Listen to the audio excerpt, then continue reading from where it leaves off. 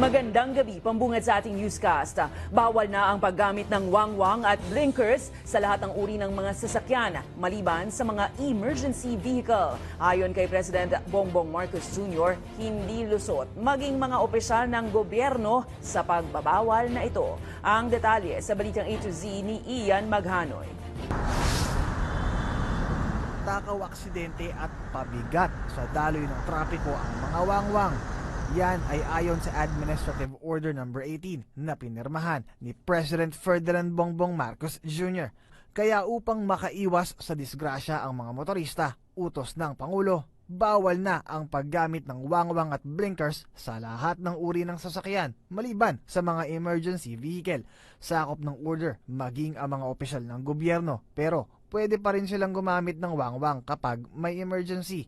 Reaksyon ni Senator Ronald De La Rosa. Mas ideal nga kung pati ang Pangulo hindi gagamit, di ba?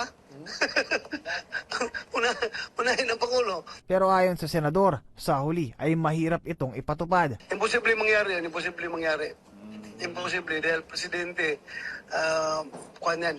nasa protocol nila yan na kailangan talagang gumamit ng ganun. Ayon kay Senator Amy Marcos, dapat may exemption.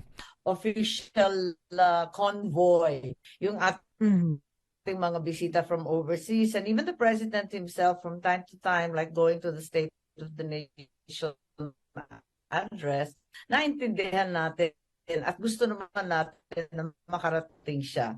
Habang si Senate Majority Leader Joel Villanueva naniniwalang tama lang na maging ehemplo ang mga opisyal ng gobyerno sa pagbasura sa wangwang mentality, bagay na sinagundahan ng ilang emergency drivers.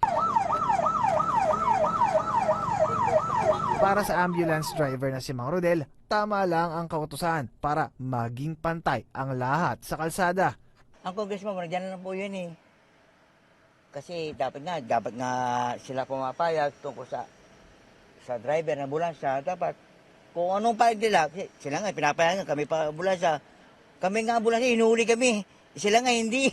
Tingin ng isang motorista, paandar lamang ito ng Marcos administration na ginawa na dati ni former President Noynoy Aquino III. Binuhay lang namin yung batas na yan, alam ko. Dati na yan. Kaya paulit-ulit lang.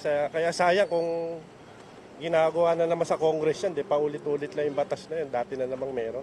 Bilang tugon sa order, ayon sa ilang car accessories shop, maghihigpit na sila sa mga nais magpakabit ng wangwang at blinkers. Ayon, we don't sell. Kasi alam namin na it's illegal. Especially now na maraming gumagamit kasi sa impluensya lang, ganon. Tapos alam mo na, dyan sa road, masyadong nagiging arrogant. Agad na ipatutupad ang pagbabawal, oras na maipublish ang administrative order sa Official Gazette at mga pahayagan. Para sa Balitang A to Z, Ian Maghanoy.